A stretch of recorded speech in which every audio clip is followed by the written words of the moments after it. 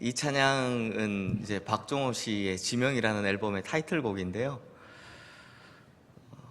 제가 지금까지 목회를 하면서 이렇게 너무 힘들어서 그만두고 싶을 때 참 많이 들었던 찬양입니다. 참 힘들 때마다 많이 부르고 많이 들었던 찬양인데, 우리 김충 집사님 불러주시니까 이걸 누가 특송하는 건 제가 처음 들어봤거든요. 그래서 너무 감동이고요. 사실 그래서 사실은 내년 우리 결단에 찬양할 때 이 곡을 하면 어떨까 하는 생각을 하고 있었습니다. 코로나로 힘든 시기니까 내가 너를 지명하여 불렀다. 이사야 43장 말씀이죠.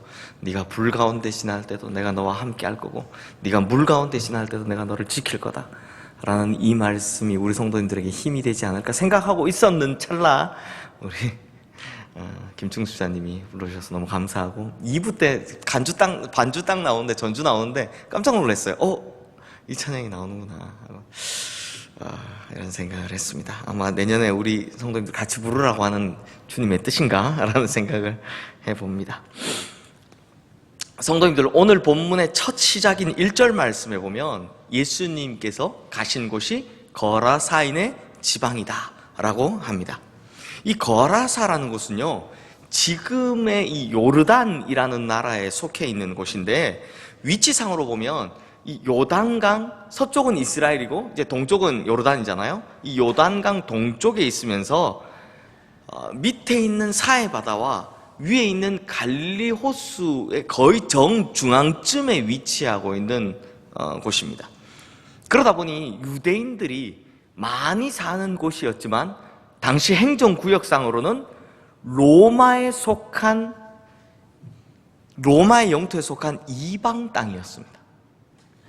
그리고 또 오늘 본문의 가장 마지막 절인 20절 말씀에 보면 귀신 들렸던 자가 고침을 받은 후 예수님께서 어떻게 그를 고치셨는지 전파한 곳이 데가볼리라는 지역이라고 합니다. 이 데가볼리라는 이름은요, 숫자 10을 뜻하는 데카라는 말과 도시를 뜻하는 볼리라는 단어가 합쳐진 합성어입니다. 다시 말해 데가볼리는 10개의 도시를 묶어놓은 하나의 지역을 뜻하는 거죠. 왜냐하면 당시 로마의 행정정책이 그들의 점령지마다 10개의 도시들을 하나의 단위로 묶어서 관리하는 것이 로마의 정책이었기 때문입니다. 대표적인 예를 하나 들자면, 우리 성도님들 많이 들으셨던 이 갈릴리라는 지역 아시죠? 갈릴리 지역에는 어떤 도시들이 있느냐? 나사렛, 가버나움, 또 디베랴, 가나, 고라신 등등 이런 10개의 도시가 묶여진 지역이 바로 갈릴리였습니다. 마찬가지로 이 데가볼리에는 우리 성도님들께서 많이 들어보셨던 빌라델피아나 또 다메섹 그리고 거라사 등이 속해 있는 지역인 거죠. 사실 이 데가볼리는요, 당시 로마 전체 점령지 중에 10대 도시에 들어갈 만큼 규모가 큰 이 지역이었습니다. 왜냐하면 지정학적 위치상으로 굉장히 중요한 이 교통의 요지의 위치에 있기도 했지만 좋은 철강석들이 엄청나게 많이 채취가 되면서 굉장히 부유한 곳이기도 했기 때문입니다. 그러다 보니 이 데가볼리라는 도시의 특징이 뭐냐? 첫째는 로마에 대한 충성심이 엄청나게 높다라는 겁니다. 그리고 둘째는, 그러다 보니 이제 로마에 빌붙어 사는 이 기득권층의 야합으로 인해서 빈부격차가 엄청나게 심해지는 탓에 잘 사는 사람들은 굉장히 잘 살고 못 사는 사람들은 굉장히 못 사는 이런 지역에 있다는 겁니다. 그러다 보니 일반적인 주민들의 대부분은 본인들이 가난하다 보니까 뭘 주로 했느냐? 대부분요, 돼지 치는 일을 그들의 생계로 유지했습니다. 오늘 이제 돼지 나오잖아요. 왜냐? 당시 로마인들에게 자기가 가지고 있는 돼지의 수는요, 부의 상징이었고 권력의 상징이었거든요. 돼지 숫자가. 왜냐하니까 실제로 당시에는 돼지고기는요, 귀족들만 먹을 수 있었다고 합니다. 그러니 얼마나 많은 돼지를 기르고 있는지, 그리고 또 얼마나 많은 돼지고기를 먹고 사는지, 이게 그 사람의 부와 권력을 가늠할 수 있는 잣대가 되어 주었던 거죠. 반면에 그곳에 사는 가난한 사람들은 어땠을까요? 돼지고기 먹는 건요, 뭐 엄두도 못 내고요, 그저 돼지 치는 일을 하며 살았던 겁니다. 특히나 거라사에 있는 많은 유대인들이 그렇게 살았습니다. 그런데 성도님들, 이거 정말 아이러니하지 않습니까? 잘 보십시오. 레위기 11장 말씀에 보면요, 읽어보셨을 겁니다. 뭐는 먹어도 되고 뭐는 먹어도 되고 이게 쭉 나오고, 또 뭐는 먹지 말고 뭐는 부정하고 이런 이야기가 쭉 나오는데요, 우리 성도님들도 잘 아시다시피 레위기 11장 7절 말씀에 보면 돼지는 먹게 돼 있습니까? 못 먹게 돼 있습니까? 못 먹습니다. 부정한 짐승에 속한 것입니다. 그런데 이 레위기 11장 말씀을 가지고 요즘에도 어떤 분들이 뭐는 먹어도 되고 뭐는 먹어서는 안 되고 막 이렇게 가르치시는데요, 제가 이걸 지금 다루면 너무 길어지니까 아주 간단하게 몇 마디로 좀 설명을 드리자면, 당시에는, 즉 이 레위기 11장이 쓰여진 당시에는 출애굽을 해서 광야로 막 들어왔던 시기 아닙니까? 그리고 앞으로 40년 동안 이 광야에서 생활을 해야 합니다. 이게 무슨 말이냐? 광야에선 제대로 된 조리시설을 갖추기 힘들었다는 겁니다. 부엌을 만들기가 힘들잖아요. 그러니까 불에 제대로 익히지 못할지라도 먹어서 탈이 안 나는 건 먹어도 되고, 불에 제대로 익혀야만 탈이 안 나는 것, 그러니까 제대로 익혀서 먹으면 제대로 익히지 못해서 먹으면 탈이 나는 것, 이런 건 절대 못 먹게 하신 겁니다. 그 중에 불에 제대로 익히지 않으면 탈이 나는 것 중에 대표적인 것이 바로 돼지였습니다. 그래서 우리 어르신들이 이런 말씀 하시잖아요. 소고기는 어떻게 먹어라? 불에 살짝만 익혀 먹고, 돼지고기는 불에 바싹 익혀 먹어라, 이런 말씀들 하시잖아요. 왜냐하면 이 덜 익은 돼지고기를 먹고서는 콜레라와 같은 전염병이 걸리면 큰일 나기 때문입니다. 이번 코로나19도 이 천상갑 같은 동물 섭취에서 시작되었다라고 하지 않습니까? 그러니 하나님께서는 광야에서 앞으로 40년을 보내야 하는 이스라엘 백성들에게 이 먹을 걸 잘못 먹었다가, 그래서 전염병이 돌면 진짜 전멸해야 할지도 모르니까 어떤 것은 먹어도 되고, 그러니까 불에 좀 덜 익혀도, 조리가 좀 덜 돼도 탈이 안 나는 건 먹어도 되고, 이게 불에 다 제대로 조리가 안 되면 탈이 나는 것은 먹지 마라, 이렇게 상세히 가르쳐 주신 것이죠.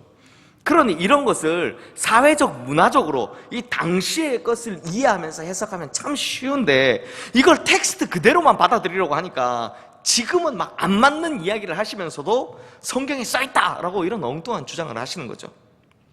어쨌거나 오늘 본문에서 볼 수 있는 아이러니가 바로 이것입니다. 유대인들에게요, 레위기 11장의 말씀은 그들에게는 율법이었습니다. 그러니까 법이라는 거죠. 게다가 예수님 시기에는요, 나라가 완전히 망한 이후에 돌아온 유대인들이 자신들의 나라가 망한 이유가 뭘까 고민을 하다가, 우리가 하나님 말씀을 제대로 지키지 않아서 그랬다라고 생각해서 율법을 지키는 것을 아주 강화하던 시기였습니다. 그러다 보니 이때 이제 바리새인, 서기관, 율법교사 이런 사람들이 막 생겨난 거죠. 구약 성경에 보면 이런 사람들 없다가 갑자기 신약에 보면 이런 사람들 나와 있지 않습니까? 그 이유가 바로 이것이었습니다. 그런데 자신들의 율법에서 막 부정하다고, 경멸하다고 그렇게 여겼던 동물, 바로 돼지. 그런데 자신은 먹지도 않으면서 다른 사람들은 먹으라고 이 돼지를 치고 있는 유대인들이 거라사 지방에 많이 살고 있었다는 것입니다. 왜요? 목구멍이 포도청이기 때문입니다. 어쨌거나 자기도 먹고 살아야 하기 때문이죠. 그러므로 바로 이런 모순을 가진 땅, 이 모순의 땅 거라사에 지금 예수님께서 오셨다라는 것입니다. 그리고 더불어 이런 모순의 땅인 거라사에 누가 살고 있었느냐? 더러운 귀신 들린 사람이 살고 있었다라고 합니다. 성도님들, 이 더러운 귀신 들린 사람이라고 할 때 더러운이라는 말은 위생적으로 더럽다 혹은 도덕적으로 더럽다 이런 말이 아니죠. 이 말은 영적인 표현입니다. 그러므로 여기서 더럽다라는 말은요, 정결함이나 거룩함과 반대되는 의미, 정반대되는 의미로 쓰이는 거죠. 그런데 오늘 본문 2절 말씀해 보시면 이 더러운 귀신 들린 사람이 머문 곳이 어디였다고 합니까? 무덤 사이였다라고 합니다. 이것이 뭘 말하느냐? 결국 이것을 영적으로 보면 정결하지 못한 사람, 거룩하지 못한 사람의 최종 목적지는 죽음, 곧 사망이다 라는 것입니다. 무덤은 죄의 결과인 사망의 최종 종착지이기 때문입니다. 즉 이 더러운 귀신 들린 자의 최종 목적지가 어디냐? 바로 사망이다라는 걸 보여주는 것입니다. 특히나 오늘 본문 5절 말씀해 보면 더러운 귀신자들에 대한, 이 귀신 들린 자에 대한 특징이 나오는데, 괴성을 지르고 막 광기를 부리면서 자기 몸을 상하게 했다라고 합니다. 즉 어둠의 권세에 묶여있는 인생은 결국 자기 파멸을 향해 갈 수밖에 없다라는 것이죠. 그래서 서서히 죽음에 이를 수밖에 없다라는 것입니다. 하지만 이러한 어둠의 권세, 죽음의 권세가 판치는 이곳에 지금 예수님께서 오셨다라는 것입니다. 자, 이제 뭐 귀신들이 알아서 벌벌 떱니다. 예수님께서는 아직 아무것도 하지 않으셨습니다. 한마디도 하지 않으셨습니다. 그런데 더러운 귀신 들린 자가 멀리서부터 예수님을 알아보고는요, 먼저 달려와서 엎드려 넙죽 절을 합니다. 그러면서 하는 말이, 지극히 높으신 하나님의 아들 예수여, 나와 당신이 무슨 상관이 있나이까? 원하건대 하나님 앞에서 맹세하고 나를 괴롭히지 마옵소서라고 이 막 큰 소리로 부르짖는 겁니다. 이 귀신의 이름이 군대라고 하죠. 그만큼 수가 많다라는 겁니다. 결국 이 귀신들은 거의 2,000마리나 되는 돼지떼로 들어가선 바다로 뛰어들어 몰살을 당하게 됩니다. 무슨 말이냐? 결국 예수님께서는 이 귀신 들린 사람도 고치시고 이 모순의 땅도 고치셨다라는 이야기가 되죠. 그런데 성도님들, 이런 내용의 설교는 많이 들어보셨을 겁니다. 이런 내용은 이미 다 많이 들어보셨을 테고 다 아실 테니 제가 오늘 말씀드리려고 하는 것은 이러한 해석이 아니라, 이게 아주 정상적인 해석이라면 이게 아니라 좀 다른 관점에서 해석을 해보려 합니다. 먼저 오늘 본문 3절 4절 말씀 우리 함께 읽겠습니다. 그 사람은 무덤 사이에 거처하는데 이제는 아무도 그를 사슬로도 맬 수 없게 되었으니 이는 여러 번 고랑과 쇠사슬에 매었어도 쇠사슬을 끊고 고랑을 깨뜨렸음이로라. 그리하여 아무도 그를 제어할 힘이 없는지라. 성도님들, 이 더러운 귀신 들린 사람이 왜 무덤에 거할 수밖에 없었을까요? 게다가 누가 이 사람에게 여러 번 고랑과 쇠사슬을 채웠을까요? 성경에 누가 그랬는지 주어가 나오지는 않지만 당연히 우리는 알 수 있습니다. 바로 거라사 지방의 아주 일반적인 정상적인 사람들이었다라는 거죠.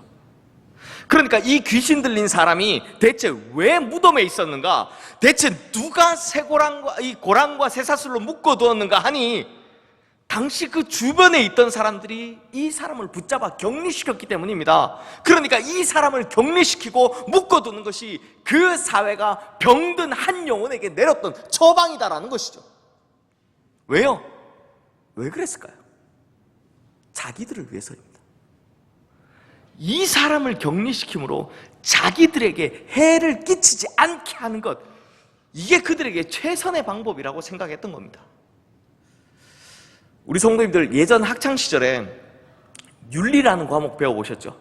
저 때는 이제 국민윤리 이렇게 배웠는데 윤리라는 과목 배우신 분들 계실 겁니다. 그때 혹시 제레미 벤담의 공리주의라는 말 들어보셨습니까? 벤담의 공리주의는 기억이 안 나실지 몰라도 이 말은 기억나실지 모르겠습니다. 최대 다수의 최대 행복, 이거 시험에 자주 나오는 말이라서 되게 많이들 이제 나 들어봤어 하실 겁니다. 최대 다수의 최대 행복. 이 최대 다수의 최대 행복, 제레미 벤담이라는 사람이 주장한 공리주의인데요, 이게 민주주의의 다수결 원칙에도 부합되고 아주 참 좋아 보이죠. 대다수의 많은 사람들이 행복해질 수 있다면 소수의 약간의 희생도 필요하다라는 그런 것입니다. 그래서 이 벤담이라는 사람이 주장한 것이, 당시에 주장한 것이 길거리에 거지들이 많으니까 이 거지들을 위해서 구빈원을 따로 두자라는 것이었습니다. 왜냐하면 이 거지들도 모아서 이렇게 구제를 해야 되지만 일반적인 사람들이 길거리에서 거지를 보면 불쌍하다 이런 생각도 들지만 그것보다는 더럽다, 불결하다, 가까이 하고 싶지 않다 이런 감정들을 더 많이 느끼기 때문이라는 것이죠. 그러니 더 많은 사람들의 행복을 위해 특정 소수를 희생시키는 것이 좋다라고 주장하는 겁니다.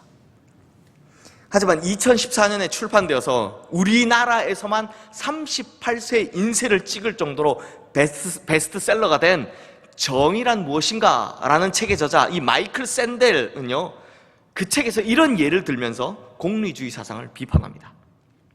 우리 성도님들도 이 이야기, 제가 이제부터 들을 이 이야기를 들으시면서 뭐가 맞는지 한번 생각해 보시길 바랍니다. 이 이야기는 실화이고요, 워낙 논란이 되었던 사건이라 거의 100년이 넘게 지난 2012년의 라이프 오브 파이라는 영화로도 이 이야기가 만들어져서 개봉되었었습니다.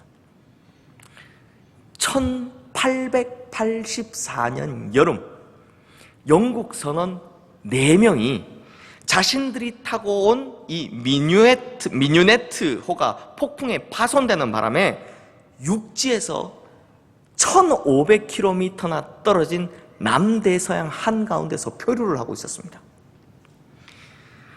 이 중에 3명은 선장 토머스 더들리, 1등 항해사 에드윈 스티븐스, 일반 선원 에드먼 브룩스였습니다. 2004년 USA 투데이라는 신문에서 이 사건을 다시 재조명한 내용을 들여다보면 어떻게 평가를 했냐? 이들 모두 훌륭한 사람이었다라고 평가를 하고 있습니다. 그리고 나머지 한 명은 누구냐? 이번이 첫 항해였는데요, 배에서 심부름과 잡일을 하던 17살짜리 소년 리처드 파커였습니다. 작은 구명보트에 가장 가까운 육지가 1500km나 떨어진 이 망망대 한가운데 이 작은 구명보트에 몸을 의지한 4사람. 그런데요, 이들 손에 있었던, 급하게 나오면서 챙긴 식량이라고 순무통조림 캔 2개 뿐이었다고 합니다. 순무통조림 캔 2개. 그래서 처음 3일 동안은요, 그 통조림 안에 있는 순무를 잘게 쪼개서 서로 나누어 먹었다고 합니다. 그리고 그 다음 날에, 순무가 다 떨어지는 날에 운 좋게도 바다 거북을 한 마리 잡아서 그렇게 잡아 먹었다고 합니다. 그렇게 며칠을 더 버텼지만 이후 8일 동안 아무것도 먹지 못하자 사람들이 변하기 시작합니다. 특히 갈증에 시달렸던 이 막내 리처드 파커가요, 절대로 먹지 마라, 먹으면 큰일 난다 라고 했던 이 바닷물을 퍼마시곤 시름시름 앓기 시작합니다. 죽어가기 시작하는 거죠. 그리고 며칠이 더 지났냐? 19일째 되던 날, 아무것도 못 먹고 19일을 보낸 날, 선장이 선원들에게 눈짓을 보냅니다. 뭐라고요? 파커를 잡아먹자. 그래서 이미 죽어가고 있던 이 파커의 목에, 동맥에 찔러서 피를 빨아서 그들의 갈증을 해결합니다. 그리고 그들의 양식도 해결이 되죠. 파커를 죽임으로 인해서. 그리고 24일째 되던 날 이들이 극적으로 구조를 받게 됩니다. 실제로 이 사건은요, 영국 법정에서, 대법원에서도 판결을 내리기 어려워할 정도로 논란이 많이 되었습니다. 자, 그러면 우리 성도님들 생각은 어떻습니까? 과연 이 선원들이 잘한 걸까요? 아니면 최선의 방법을 선택한 걸까요? 냈다 죽느니 어차피 죽어가는 사람이었지 않냐, 한 사람 희생으로 3사람 살았으니 됐다, 이렇게 생각하십니까? 실제로 당시에 많은 사람들이 이렇게 생각을 했었습니다. 어차피 죽어가는 한 사람 죽여서 3사람 살린 것이라면 이건 필요했던 조치이다 라고 생각을 했습니다. 왜냐하면 우리들 생각 속에 깊이 뿌리박고 있는 이 공리주의적 사고방식, 다수의 행복을 위해서는 그렇게 해야 된다라는 것이죠. 그런데 성도님들, 참 재밌는 것은요, 당시에 죽었어야 할 사람이 당신 아들이었다면 죽일 수 있었겠느냐라고 질문을 했을 때에는 아무도 거기에 대한 선명한 대답을 하지 못했다는 겁니다. 그러니까 이게 무슨 말이냐? 다수의 행복을 위해서라고 하지만 사실은 지극한 이기주의였다는 겁니다. 내가 살기 위해서였다는 거죠. 그러니 내 것은 손해보는 일이 없어야 하고 나를 위해서는 누군가 손해봐야 된다. 혹은 그래서 다수라는 명분이 필요했다는 것입니다. 이게 인간의 본성이라는 겁니다. 내 건 손해보지 말아야 하고 그 누군가는 희생해야 되고. 사랑하는 성도님들, 오늘 본문에 이 더러운 귀신 들린 사람도 이렇게 버려졌을 겁니다. 늘 소리 지르면서 다니니까, 힘이 너무 세니까, 또 더러우니까, 그래서 마을 사람들에게 사실 정확히는 나에게 해를 입힐지도 모르니까 그래서 이 사람을 격리시키고 묶어둔 것이죠. 그 사람에게 신경 쓰고 싶지 않아서, 아니 정확히는 아무도 그 사람에게 자기 신경 뺏기는 것이 싫어서 그래서 이 사람을 그렇게 버려둔 것입니다. 그러면 성도님들, 다시 한번 묻겠습니다. 지금 이 성경 본문에서 누가 진짜 더러운 귀신 들린 자입니까? 우리가 바이블 아카데미 온라인으로 했잖아요. 이 창세기 3장 아담과 하와 편에서 배웠지만 사단 마귀가 가장 잘 이용하는 방법, 아니 거의 유일하게 사용하는 방법이 뭐라 그랬습니까? 교묘하게 속이는 겁니다. 속이는 걸 잘하죠. 그러니 오늘 본문을 보고 있으면 진짜 더러운 귀신 들린 사람이 누구냐 하는 이 질문이 보이는 겁니다. 물론 더러운 귀신 들렸다고 하는 이 사람은 명백히 귀신 들린 사람 맞습니다. 하지만 자기 자신을 위해서 이 병든 영혼을 가진 사람을 철저히 버려둔 이 사회, 바로 이 사람들, 그러면서도 그것이 맞다고 믿고 있는 그 사람들, 이 사람들도 실제로는 다 더러운 귀신 들린 자들이었다라는 것이죠. 마치 율법으로는 돼지가 부정한데 그러나 실제로는 돼지 치는 일을 하고 있는 이 모순처럼, 그러니 거라사라는 곳은 진짜 이런 모순을 가진 땅이었고 실제로는 모두가 다 더러운 귀신 들려있던 그런 땅이었다는 것입니다. 참으로 처참하지 않습니까? 하지만 그 처참한 현장 가운데 바로 예수님께서 그 한가운데로 들어오셨다는 것입니다. 결국 예수님께서는 그 귀신들을 거라사 지방에 있는 그 널리 퍼져 있었던 바로 돼지떼에 집어넣으셔서, 그 모순의 존재죠, 돼지떼에 집어넣으셨습니다. 그러자 이 돼지가요 발작을 일으키면서 산비탈로 내달리더니 결국 바다에 빠져 몰살을 당하고 말았습니다. 그런데 성도님들, 이 이야기의 진짜 스토리는요 바로 여기서부터입니다. 예수님께서 더러운 귀신 들렸던 이 사람의 귀신을 쫓아내신 뒤에 귀신 들렸던 사람의 정신이 온전히 돌아왔습니다. 그리고 멀쩡하게 옷을 입고서는 예수님 앞에 턱하니 앉아 있었습니다. 그런데 그때 이 모습을 본 동네 사람들의 첫 반응이 무엇인지 아십니까? 두렵다라는 것이었습니다. 그리고 이 모든 일을 보고 들었던 이 동네 사람들이 예수님께 뭐라고 하느냐? 오늘 본문 17절 말씀이죠. 그들이, 자막 띄워주세요. 네, 자막기가 갑자기 고장났대요. 그들이 예수께 그 지방에서 떠나시기를 간구하더라 입니다. 성도님들, 이거 진짜 이상하지 않습니까? 기가 차죠. 왜냐하면 다른 마을 같았으면 아픈 사람들, 문제 있는 사람들, 죄다 몰려와서는 나도 좀 고쳐달라고 하면서 그렇게 예수님 앞에 쏟아져 나왔을 테니까요. 아니 실제로 대부분의 마을이 다 그랬으니까요. 그런데 여기서 뭐라고 한다고요? 떠나달라라고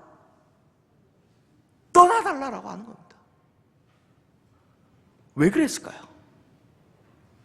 놀랍게도 바로 이 돼지 때문이었습니다. 그래서 오늘 본문 16절 말씀해 보면 사람들이 와서 귀신 들렸던 자가 당한 것 더하기 돼지의 일을 본 자들이 그들에게 알림해 라고 써 있습니다. 아니, 귀신 들렸던 사람, 더러운 귀신 들렸던 사람이 나았다라는 이야기만 하면 되지 왜 더 돼지의 일이라는 말이, 그러니까 돼지가 빠져 죽은 이 일이 추가되었을까요? 이 사람들은요, 예수님의 능력에는 관심이 없었기 때문입니다. 그저 자기 돼지가 죽은 이 경제적인 손실에만 관심이 있었기 때문입니다. 예수님 때문에 우리 돼지 2,000마리가 죽었어, 이것만 생각하는 겁니다. 그러니 이 모순의 땅, 이 어둠의 땅을 살리고자, 귀신 들렸던 자기들을 살리고자 예수님께서 오셨는데 뭐라고 생각하느냐? 혹시 예수님께서 우리 마을에 계속 계시면 뭔가 내가 더 큰 경제적인 손해를 입을까? 이게 두려워서 예수님께 떠나달라 부탁을 했다라는 겁니다. 그러니 진짜 귀신 들린 사람은 누굽니까? 바로 이 사람들이죠. 바로 모순의 땅, 어둠의 땅에 살면서도 자신들에게 오신 이 빛을 알아보지 못한 이 사람들인 겁니다. 그런데 성도님들, 자신의 이익이 예수님보다 앞서는 일, 이거요 요즘에도 자주 볼 수 있습니다. 우리 일원동에 가면 삼성병원이라고 있죠. 서울 삼성병원이라고 있습니다. 이 삼성병원 맞은편에 보면 미랄학교라는 장애인 학교가 있습니다. 그런데 이 학교가 처음 세워질 때요, 지역 주민들의 반대가 정말 심했습니다. 왜 그랬을까요? 장애인 학교가 들어오면 뭐가 떨어진다? 네, 자기들 집값이 떨어진다 라는 논리를 내세워서 이 주민들이 반대하고 나선 겁니다. 이게요, 반대가 어마어마했습니다. 이 반대가 하도 심하다 보니 어쩔 수 없이 이 학교 설립을 주도하셨던 목사님께서 주민들 집집마다 우리 신방하듯이 찾아간 겁니다. 찾아가서 이제 설득을 하시는데요, 정말 놀랍게도 주민들 집에 찾아가 보니까 뭘 볼 수 있느냐? 집 대문에 어느 교회라고 하는 그 폐찰들이 붙어있는 집들이 엄청나게 많더라는 겁니다. 그리고 더한 것은 그 집안에 들어가 보니까 장로, 안수집사, 권사 이렇게 임직할 때 주는 페 있죠. 우리 성도님들도 중직자분들은 받으셨죠. 이 중직자 취임패들이 막 집에 막 있는 겁니다. 그러니까 어느 교회 장로가, 어느 교회 안수집사가, 어느 교회 권사들하는 겁니다. 거기다가 뭐 주일학교 모범교사 표창장, 근속교사 10년 20년 근속교사 표창장, 전도왕 상장 등등 이런 것들이 걸려있는 집들이 수두룩하더라는 겁니다. 그런데도 반대하고 있더라는 거죠. 이게 무슨 말입니까? 신앙이라는 것이 자신들의 이익 앞에서 처참하게, 그것도 철저하게 묻어진 것이죠. 그러니 누가 진짜 귀신 들린 자입니까?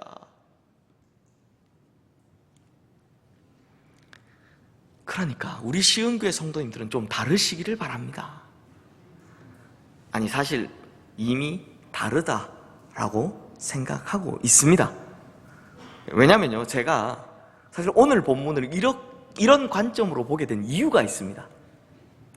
물론 오늘 재직회를 이제 통과해야만 최종적인 결정이 나겠지만, 제가 지난달 우리 장로님들 계신 이제 카톡방에, 당회 카톡방에 이런 말씀을 드렸습니다. 장로님, 이번 추수감사주일 헌금을 가지고 매년 하고 있는 불우이웃 돕기 올해도 해야 되지 않겠습니까? 성도님들, 제가 알기로는요, 제가 부임한 이후죠. 재작년 금천구청에서 이맘때쯤 하는 불우이웃 돕기 행사가 있습니다. 그런데 이 금천구 전체에서, 이게 제가 직접 이제 이게 확인한 게 아니라 이게 떠 있는 걸 보고 확인을 한 건데요, 구청 가서 금천구 전체에서 불우이웃 돕기 행사에 가장 많이 돕고 있는 기관과 단체가 어디냐? 개인 다 포함해서 어디냐? 바로 우리 교회입니다. 우리 교회입니다. 이제 우리 교회니까 자랑스러워 하셔도 됩니다. 그런데요, 문제는 올해가 코로나잖아요. 몇 달 동안 교회 문도 못 열었으니까 사실 내색은 안 하고 있지만 아무래도 교회 재정 그렇게 크게 사용하기가 어렵습니다. 버겁습니다. 그래서 제가 이게 걱정이 돼서 장로님들께 한 말씀 더 올렸습니다. 올해는 코로나로 인해서 도움의 손길이 많이 줄어들 텐데, 그러니 아무도 안 도울 텐데, 이럴 때 우리라도 도와야 하지 않겠습니까? 그것이 주님의 마음 아니겠습니까? 이렇게 탁 써서 올렸는데, 처음에 이 내용을 당일 카톡방에 딱 올렸는데요, 장로님들 중에 아무도 대답을 안 하시는 거예요. 그래서 속으로 올해는 안 되려나, 뭐 안 된다고 하셔도 내가 할 말은 없겠다 라고 하면서도 제발 이거 진짜 해야 되는데 라는 생각을 하면서 마음을 졸이고 있었습니다. 그런데 이제 2주 전이죠. 정작 당회 이 회의가 다 같이 만나서 회의가 딱 시작되자마자 장로님들께서요, 만장일치로, 그것도 흔쾌히 결정을 해주시는 거 아니겠습니까? 오히려 이렇게 말씀하셨습니다. 아무도 안 도울 때라고 하니 우리라도 도와야죠 라고 말씀하시면서, 제가 2주 정도 이게 마음을 얼마나 졸였던지요, 장로님들께서 막 웃으시면서 흔쾌히 막 동의합니다, 제청합니다, 너무 밝게 이렇게 막 하시는 순간 제가 눈물이 막 나더라고요. 제가 어디 가면 우리 장로님들 훌륭하다, 훌륭하시다 이렇게 했는데, 우리 장로님들 진짜 훌륭하신 분들이시구나 라는 생각이 들더라고요. 또 우리 교회 보고 하나님께서 정말 기뻐하시겠구나 라는 생각도 들고요, 우리 교회 정말 이 시대에 특별한 교회가 돼간다 이런 생각도 들더라고요. 그래서 올해도 우리 성도님들께서 이제 추수감사주일 헌금하시는 거, 이걸 가지고 이게 좀 여기 써있죠. 네. 오리털 패딩 조끼 전달시 이렇게 써있잖아요. 겨울에 좀 따뜻하게 입으시라고 오리털로 된 패딩 조끼 2,000장을 불우이웃돕기에 기부할 예정입니다. 왜요? 아무도 안 할 때 우리는 해야 하거든요. 그래야, 즉 귀신에게 속고 있는 자가 아니라 진짜 예수에게 속한 자는 모두가 자기의 이익만을 생각할 때, 자기는 손해보려고 하지 않을 때, 가장 어려울 때 오히려 주님의 마음을 헤아려서 그 땅을 고치고 그곳을 치유하는 사람들이 되어야 하는 거거든요. 이것이 바로 거라사라는 모순의 땅으로, 그리고 거기서 사람들에게 무관심 속으로 버려졌던 더러운 귀신 들렸던 그 한 사람을 찾아간 예수 그리스도의 마음이기 때문입니다. 그런데 성도님들, 제가 이렇게 설교를 하려고 오늘 말씀을 쫙 보고 있는데요, 진짜 하나님께서 마지막으로 제게 딱 깨닫게 해주신 것이 하나 더 있었습니다. 오늘 본문 18절에서 20절 말씀 우리 함께 읽겠습니다.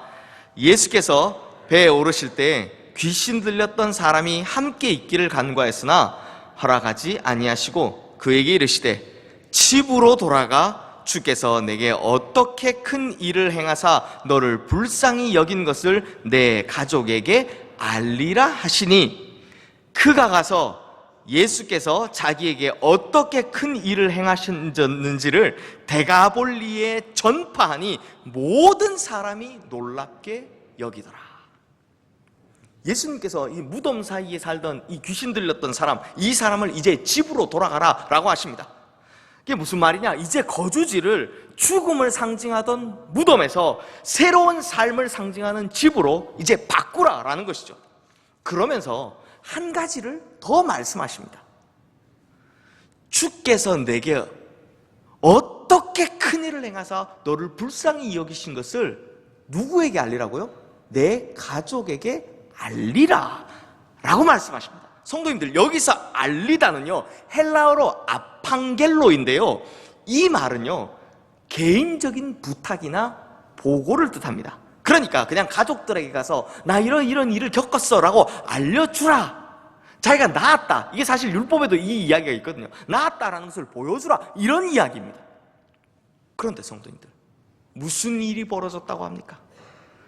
제가 설교 처음 할 때 이 데가볼리는 10개의 도시를 묶은, 그것도 로마에서 10대 도시 안에 들어갈 만큼의 큰 도시다, 큰 지역이다 라고 하지 않았습니까?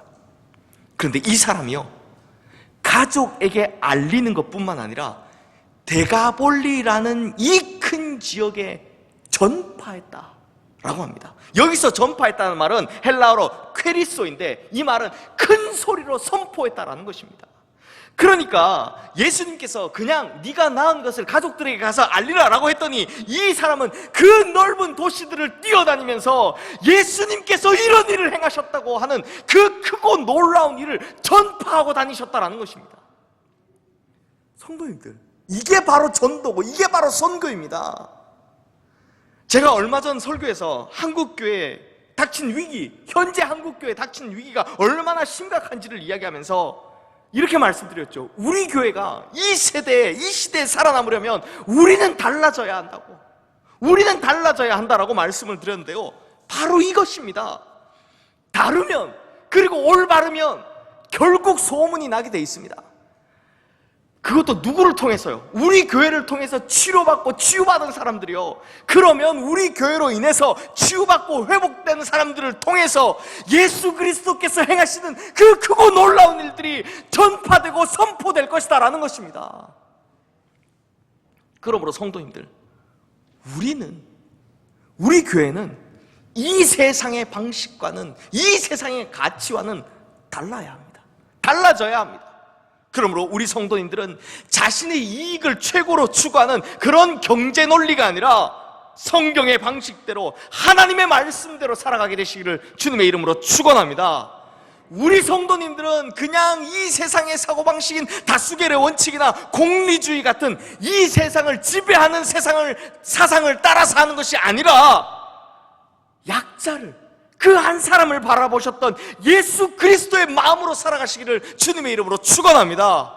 그래서 이 어둠의 세상, 모두가 사단 마귀에게 속고 사는 이 세상에서 빛으로 승리하고 사랑으로 치유하는 그런 성도님들 되시기를 주님의 이름으로 축원합니다.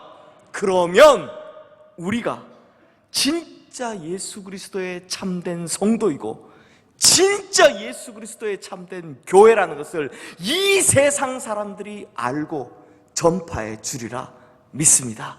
기도하겠습니다.